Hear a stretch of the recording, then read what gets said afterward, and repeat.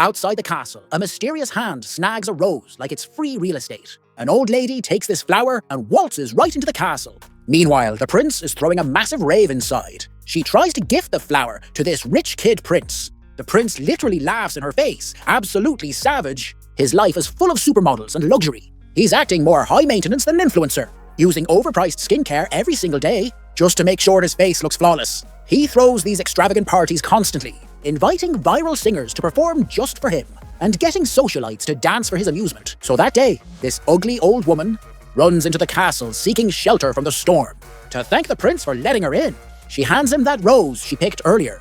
The prince takes the rose, looks at it, and throws it on the ground like it's trash. Then he tries to kick the old lady out immediately.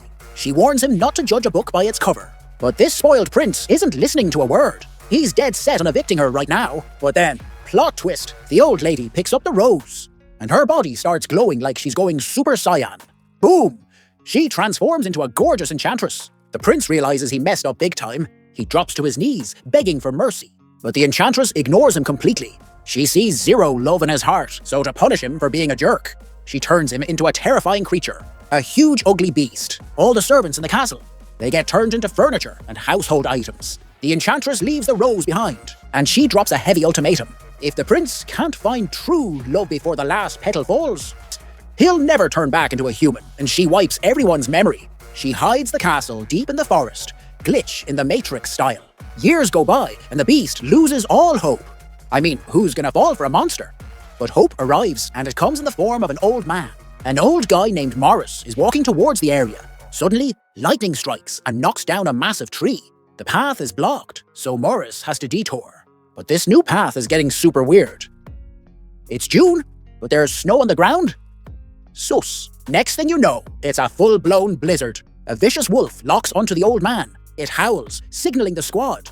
Instantly, a whole pack of wolves shows up. Maurice is terrified and books it. Even his horse is freaking out. The horse bolts, throwing Morris off. He barely manages to climb back up. But a wolf is already camping his spawn point. Maurice looks back in panic. 3 more wolves are staring him down hungrily. He starts sliding down the hill, totally out of control. Just in the nick of time, his horse, Philippe, catches him like a pro, and they sprint away faster than light. The wolves are chasing them down hard. Suddenly, they stop chasing at a specific border. It's forbidden territory for them. The shivering old man walks into the castle. He yells out, "Hello, trying to find anyone?" The lights are on, but nobody's answering. Just ghost town vibes. He warms himself by the fire real quick. Then he wanders into the dining room. Oh my god, look at that spread. A table full of delicious food. Maurice is starving and freezing. He doesn't care anymore. He sits down ready to feast. Suddenly, a teacup slides across the table towards him, and it literally starts talking.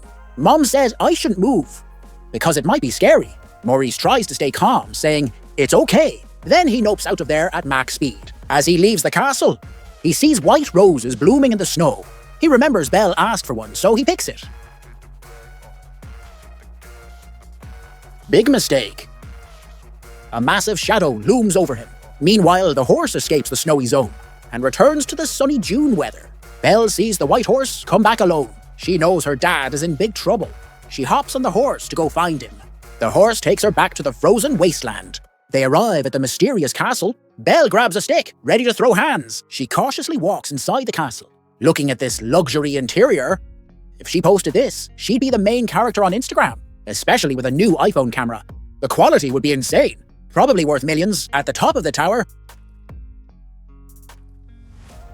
she finds her dad locked up. He stole a rose, so now he's paying the price. Belle hears this and steps up. She says she wanted the rose. It's her fault. She volunteers to take her dad's punishment. She sees the beast for the first time. She's terrified, heart pounding, but she steels herself and speaks up.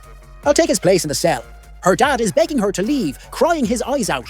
Belle pretends to say goodbye, then shoves him out and tells the beast to lock it. The beast warns her strictly. Once this door shuts, you are here forever. After a quick hug through the bars, Belle pushes her father away completely, and the cell door slams shut. The beast looks at her and says, "You are a huge fool." Then he drags the old man away.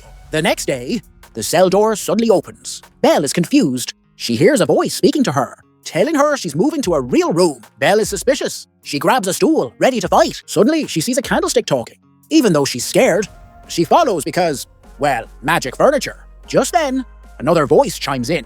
It's a walking clock, Cogsworth. He orders Lumiere to lock her back up. Lumiere ignores him completely. leading Belle to a luxury suite. In this room, a feather duster flies in and hugs the candlestick. They start flirting aggressively. Belle can't help but smile at the cringe. Suddenly, the wardrobe behind her bursts open.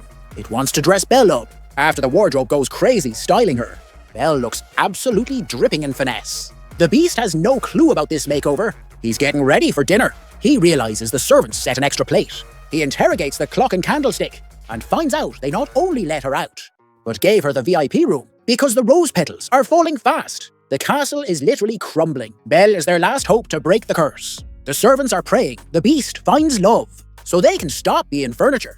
The Beast knows he's in a jam, but he has zero self-awareness about his looks. He looks down on the thief's daughter. Mrs. Potts gives him a reality check. You can't judge someone based on their father's mistakes. She tells him to go ask Belle to dinner nicely. Belle hears the Beast invite her. She was planning her escape, though. Her anger flares up instantly. You lock me up and expect me to eat with you? Are you out of your mind? The Beast loses his temper immediately. If you won't eat with me, then you don't eat at all. Starve for all I care. He storms off like a toddler. Back in his room, he sees the rose dying. He's panicking hard now. He grabs his magic mirror. Show me the girl, he commands.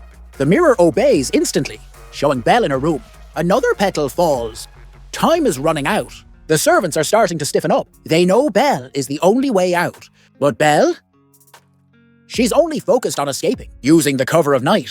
She grabs a horse and bolts. But in the forest, those wolves from earlier are back. The pack surrounds the horse. Belle gets thrown off again. She finds a stick to defend herself. The wolves attack, going for the kill. She smacks one with a stick, but the wolf bites the stick and snaps it like a twig. Belle is disarmed and helpless. The alpha wolf prepares to pounce. Just as it jumps, a huge beast intercepts it. The beast slams the wolf aside, but he crashes into the ground too.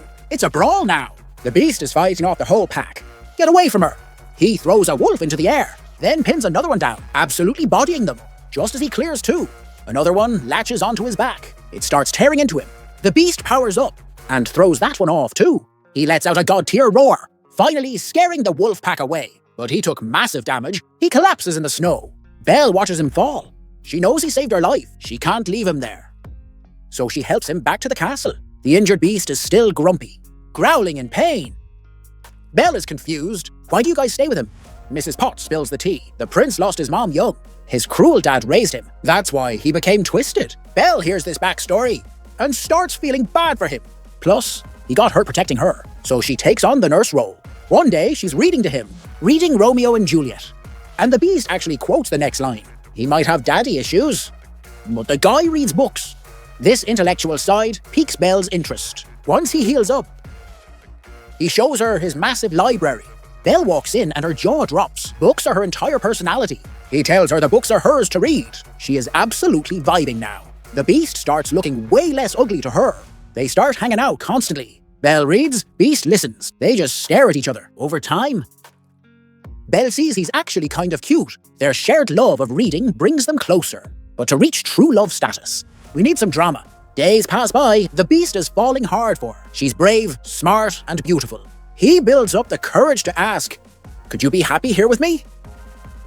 Belle hits him with facts. Can a prisoner ever be happy? I just miss my dad. The beast shows her the mirror. It reveals Maurice being harassed by villagers. Belle panics, seeing her dad in trouble. The beast realizes what he has to do. If you love her, let her go. Even though she might never come back, even though his time is almost up, he chooses to give her freedom. He even lets her keep the magic mirror. Then he climbs the tower, watching her ride away, heartbroken. Meanwhile, Maurice is being dragged to the asylum. The villagers throw him in a wagon. Belle arrives just in time. They claim Maurice is crazy for talking about a beast. Belle whips out the mirror, proving the beast and castle are real. The villagers freak out, seeing the monster. Gaston, the ultimate simp who keeps getting rejected, sees Belle defending the beast. He gets jealous and twists the narrative, claiming Belle is cursed by the beast. He rallies the mob to kill the monster. To stop Belle from warning him, Gaston locks her in the carriage with her dad. The angry mob marches on the castle. Belle is terrified for the beast. With her dad's help, she picks the lock. She escapes and rides Philippe back to the castle. The villagers breach the castle gates. The furniture servants aren't backing down. They brawl with the villagers. It's absolute chaos. But the furniture squad is built different. They win the fight. The villagers retreat like cowards. Belle arrives at the scene. But Gaston has already found the beast. He shoots the beast, knocking him off a tower. Seeing the beast isn't dead, Gaston rushes down to finish the job. While the beast is defenseless, Gaston attacks. He clearly wants to end him. Come on, he taunts. Fight back. The beast snaps out of his depression. He grabs Gaston's weapon and disarms him. He stands up, overpowering him. It's a standoff. The beast tells him to drop it. Then he grabs Gaston by the throat, holding him over the drop. He could end him right here. Gaston starts begging for his life like a wimp. The beast looks at him and says, "I am not a beast." He spares Gaston's life. Belle watches this mercy. She realizes he really has changed. The beast climbs up to Belle. But suddenly, bang! Gaston shoots the beast in the back. Unhinged behavior. The beast collapses, unable to move. Gaston thinks he won, but karma is real. The stone bridge beneath him crumbles. Gaston screams as he falls to his death. Bye, Felicia.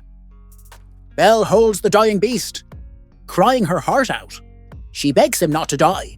The last rose petal falls. The servants say their final goodbyes and turn into lifeless objects permanently.